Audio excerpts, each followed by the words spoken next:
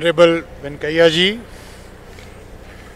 Supreme Court Justice, distinguished guests, friends, it's a great pleasure to be here and participate in the TANA Convention and to meet with the leadership and distinguished members of Telugu diaspora in the United States.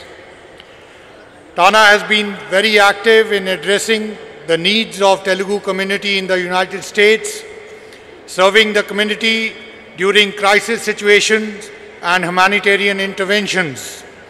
It has been a pleasure for the Embassy to work with the TANA and its President, Mr. Mohan Nanapanani, in promoting the welfare of the community.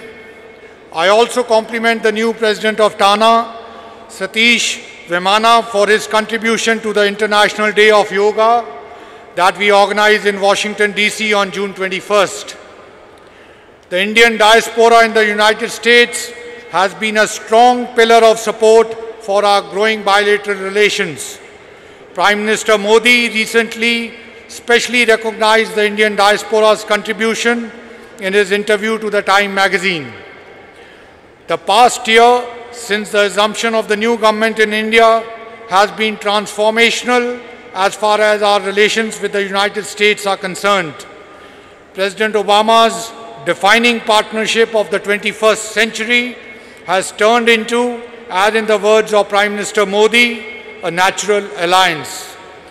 The historic visits of Prime Minister Modi to the United States last year in September and President Obama's visit as the first United States chief guest on India's Republic Day this year has been remarkably expanded the canvas of our interaction. These high-level engagements have created new milestones, new expectations, and new excitement. We have elevated our bilateral relationship with the Delhi Declaration of Friendship. Our strategic dialogue has now moved up to a strategic and commercial dialogue. There is synergy amongst the vital elements of our relationship like defense, maritime security, counter-terrorism, high technology transfer, trade and investment.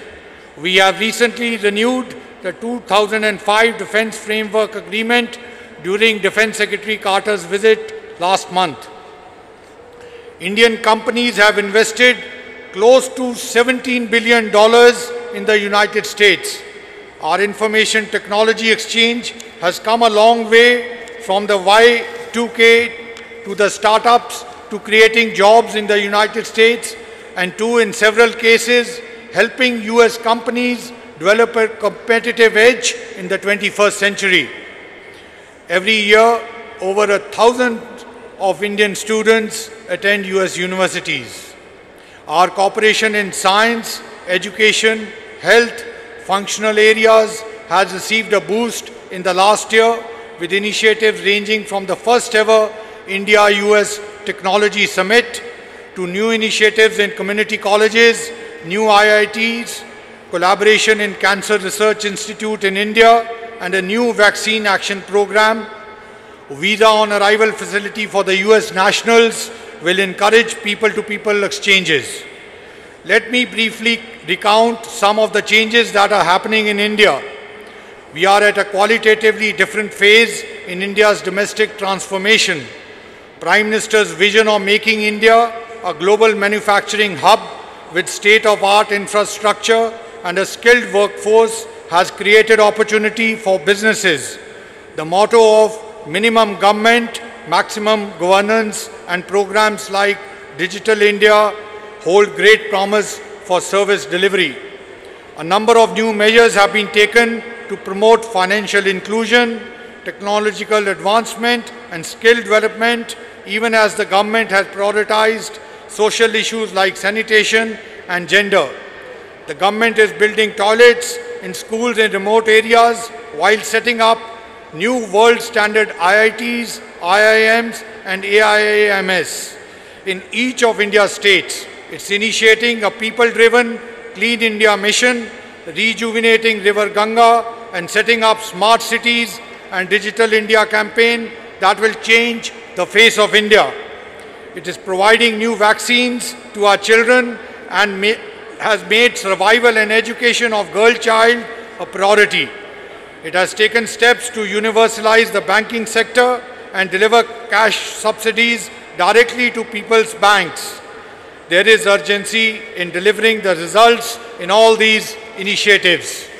As active Indian Americans connected to your motherland, let me cite a few specific areas where you can all help realize the vision of change and transformation. India has put priority on skill development. Over 50% of India's population is under 25. Over two-thirds are under 35. Setting up of skill development centers in India in the sectors like life sciences, healthcare, tourism, hospitality, automotive, electronics and aviation, and nurturing social entrepreneurship can help them realize their potential. The many engineers among you can help in promoting the new IITs, replicating what collaboration was best of US universities did to IIT Kanpur 50 years ago. India's global initiative of academic networks or GYAN program intends to facilitate short-term teaching and research programs for up to 1,000 visiting US academics in Indian universities. I urge the academics amongst you to seriously consider spending your vacations in India as GYAN fellows. The doctors and medical professionals can similarly help in a number of joint medical research programs in vaccines, cancer and other serious diseases. The entrepreneurs can look at the possibility of joining the waste water treatment, solid waste management and the smart city Indian projects that we want to build facilities through public-private partnerships by using global competitive aspects. For example, you could contribute to building smart city in Vizag.